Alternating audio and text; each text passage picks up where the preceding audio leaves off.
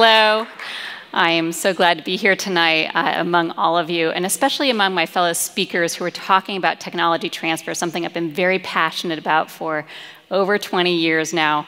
Obviously, we've all been doing this a long time. We just look still so young, I know. But also just the broader topic of advancing academic innovations. And I want to talk particularly about, if I actually could get my slides up, that would probably be good. But I'm going to talk about one particular point of advancing academic innovations, and that is traversing the valley of innovation death, or as I call it, the void. So I call this the void, and it's also kind of known as the Bermuda Triangle of academic innovation. So this is a traditional representation of the void, of the valley of innovation of death. And that is that academic innovations are brought to a certain point in academic research and basic research at academic institutions. But before industry is willing to take them on, they're usually looking for some other things to happen with the technology before they're willing to do so. So a lot of things end up perishing in this void. And a lot of the reasons that these things perish are because of resource constraints that are associated with it, be it cash, be it manpower, and other things. But what I'm going to talk about tonight are some attributes I see associated with these technologies that may also make them perish in this void. So another way to look at it is this. All over the world, thousands of academic researchers each year are creating innovations. Now, a certain number of those are disclosed to the technology transfer offices through invention disclosures. Another fraction of those, about 15 to 25% of those, are licensed to industry, but only a few of those end up making it actually to be products that are sold and hopefully benefiting all of us. So why is this so important? Because one of those innovations that's not making it could be a cure for pancreatic cancer. Another one could be as simple as the better battery life for your cell phone. Imagine not having to charge your cell phone for a whole month and not worrying about it. And one of those innovations could be a solution to our current dependence on fossil fuels. So I'm going to talk about these attributes that I mentioned tonight from my experience at Stanford University's Office of Technology Licensing, where I was for almost 20 years. Now, a lot of people think that if you birth a technology at Stanford, basically you have it made, as exemplified in this quote from a recent article that says, if a researcher at Stanford University wants to create a spin-out, all he or she needs to do is print the license, scrunch it into a ball, and check it out the window to the rabid pack of entrepreneurs and venture capitalists waiting below. If only my job had been that easy. It would have been so simple. But believe me, there was no rabid pack of entrepreneurs and venture capitalists waiting below my window. A lot of technologies at Stanford struggle, just like they do in other places, in order to make it out of the void and into actual industry and then into commercial products. And so I'm going to talk about this, the void, and some attributes I saw in the void at Stanford, particularly with regards to startups, which are often a mechanism for making it out of the void. So I'm going to give two examples, and these are made up of different things I saw while I was at Stanford University. So this is the first example, and it's an invention disclosure from the laboratory of Professor Close. So Professor Close and some of the researchers at her laboratory find a really interesting innovation, and they disclose it to the Technology Transfer Office. I read it over. I'm really excited about this, so I set up a meeting with them, and we meet. At the end of the meeting, I'm even more excited about this particular innovation. It's a promising cancer therapeutic, and I think, wow, this could really go somewhere.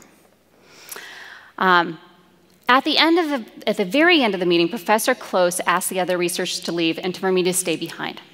She closes the door and says, I want to do a startup around this technology. Not only that, but I don't want you to talk about the technology with anyone else. I really just want to take this myself.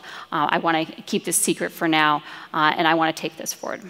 And so now I'm starting to have some concerns, because she's never done a startup before. And so I offered to introduce her to some different people around campus that potentially could help her with this. There are different programs around campus that could help her. She could meet advisors and potentially network to meet some individuals that will give her some advice about what to do. She accepts some of the meetings, but she doesn't get much out of them because she's not willing to talk much about what it is that she's done. She decides to go and start pitching to to different investors to get capital for her venture. But here she runs into some roadblocks because she wants them to sign confidentiality agreements, again, because she's being very secretive about what the invention is.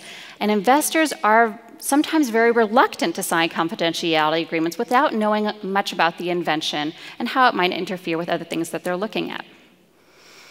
And so, as often happens in these situations, she gets frustrated, and so nothing ends up happening with the technology and with the startup.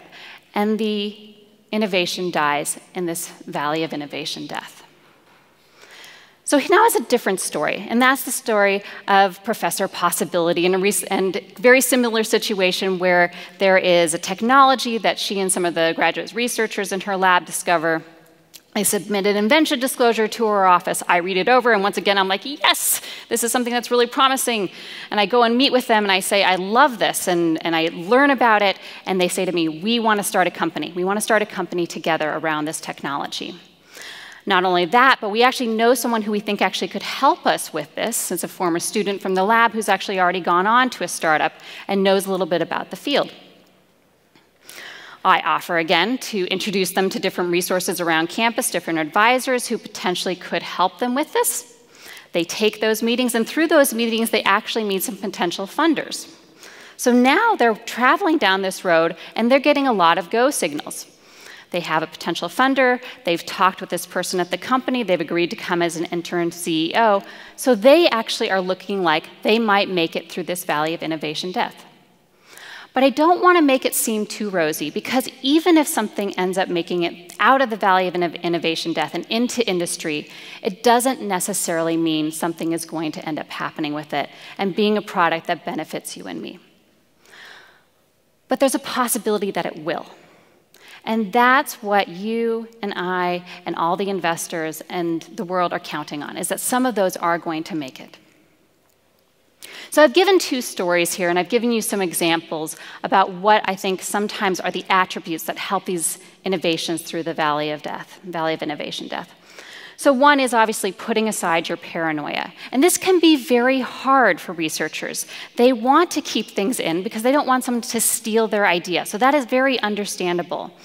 But there has to be a certain amount of sharing that happens, particularly after a patent application is filed and some of the protections are around the intellectual property that they've created at the university. And so part of putting aside your paranoia is admitting that you need help. Academic researchers in general are wonderful at academic research, but it doesn't necessarily mean that they're great at other things that are associated with getting the technology out of the void. And that goes for fundraising, being CEOs of startup companies, or other things that are associated with getting out of the void. So admitting you need help.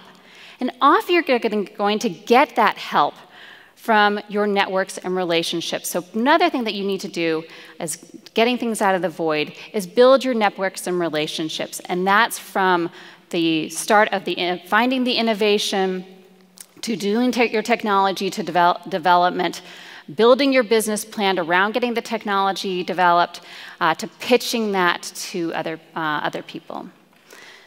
And building those networks and relationships is often associated with your having a really good team around you. This was talked about earlier as well. Your team is critical for these technologies to make it out of the void.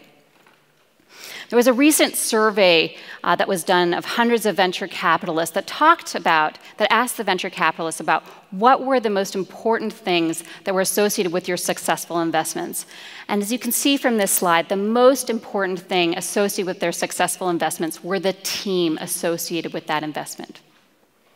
It was also the most important factor for their failed investments. So having a good team around your technology is critical for it actually making it to success.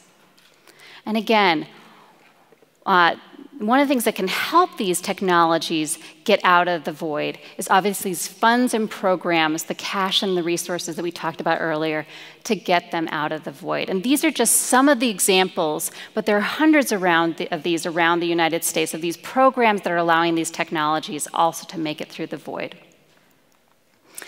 So why is this so important? Again, because there are hundreds of examples of technologies and spin-outs from universities, and these are just some of them that you know of that are helping our society today. But if you think about that first slide, those first couple of slides where I show you the number of innovations that are happening at universities and that are not making it through, that's what's really critical, is that there are a bunch of these that aren't making it that could be those things that are helping us.